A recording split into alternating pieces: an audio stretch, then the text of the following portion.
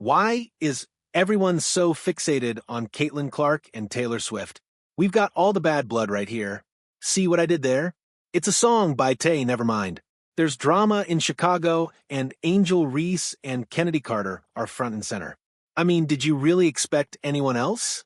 The two made some interestingly timed cryptic statements on social media that, while not directly aimed at each other, totally looked like they were aimed at each other. Of course, they'll never admit this. That's why they were cryptic, but WNBA fans put the pieces together fast. And if you drink the Kool-Aid on this one, it is ugly. Not only does this drama make the Chicago sky look like a train wreck, but it also produced one of the biggest burns against Angel Reese I've ever seen, a tactical nuke with laser precision. In fact, if the whole Caitlin Clark, Angel Reese rivalry narrative wasn't already laughable, this was the nail in the coffin. It's over. Take your ball and go home. I'm going to get into who said what, who kicked off the drama, and what it means for Angel Kennedy in the sky. Spoiler alert, it's not good. Or, at least, wasn't in 2024. Get ready for some low blows, but first, subscribe if you think Angel started it, like if you think Kennedy did. So, here's a little context before I get into the dirt. Picture this. You're the star player on your team, leading the charge with an impressive 17.5 points per game. You're feeling pretty good about your future, right?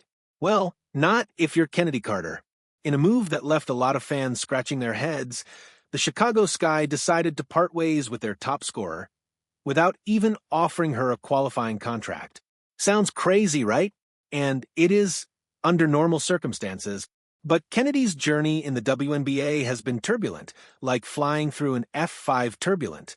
After a suspension with the Atlanta Dream in 2021 for conduct detrimental to the team, she was traded to the Los Angeles Sparks, where her performance dipped.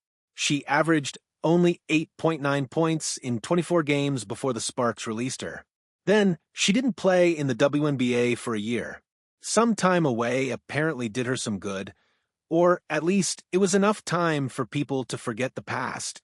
The Chicago Sky signed her for the 2024 season, and her 17.5 points per game put her in the top 15 scorers in the WNBA, on par with stars like Kelsey Plum and Brittany Griner. And that's especially impressive considering she played fewer average minutes. But Kennedy wasn't done. She played in China in the offseason and absolutely dominated, averaging an insane 30-plus points per game for the Wuhan Women's Basketball Club. And get this, her Chinese team praised her positive attitude, even giving her the 2024 Outstanding Contribution Award. Yes, this left fans scratching their heads.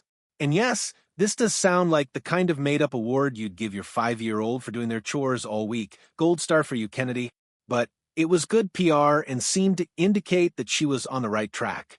With her China award in hand and proven scoring ability, it seemed obvious she'd be re-signed by the Sky. Well, apparently not. So, what went wrong in Chicago? That's the million-dollar question. And the Sky's silence on the matter is deafening. The team's management is keeping their lips sealed tighter than a pickle jar, but their actions speak volumes. Jeff Pagliacca, the Sky's GM, offered a carefully worded statement. Kennedy had an incredible season for us last year. However, we've made changes to our staff, and we'll make changes to our roster. Those changes impact Kennedy's fit on the team, so we wanted to give her the best opportunity as a free agent. Reading between the lines, though, it's clear that Carter's on-court brilliance didn't outweigh whatever was going on behind the scenes. You don't just drop a top-producing player you could have gotten for a song unless the baggage that comes with them is too heavy, which begs the question, just how bad were things in the Sky locker room? Well, if these tweets are what many fans think they are, we just got a courtside seat to the show. Just hours after Carter's exit, Angel Reese dropped a cryptic social media post. What's understood don't need to be explained. That's it. No context. Just vibes. And fans and analysts alike were left scratching their heads. Was this a direct shot at Kennedy? Or just a random, insightful post about something totally unrelated to her teammate being let go? Either way, with fans already buzzing about Kennedy's departure, it was like dropping a match in a powder keg of speculation. Now, If you're familiar with Angel Reese, you know she's no stranger to controversy, especially when it comes to social media. Remember that infamous hand-waving incident during the 2023 National Championship game? The one where she got up in Caitlin Clark's face, which basically started the rivalry that's now on life support after what I'm about to share. Yeah, this felt eerily similar. Reese has a knack for making waves, and this cryptic message was no exception. But if you thought that was the end of it, oh no, my friend, we're just getting started. Because Kennedy Carter wasn't about to let that go.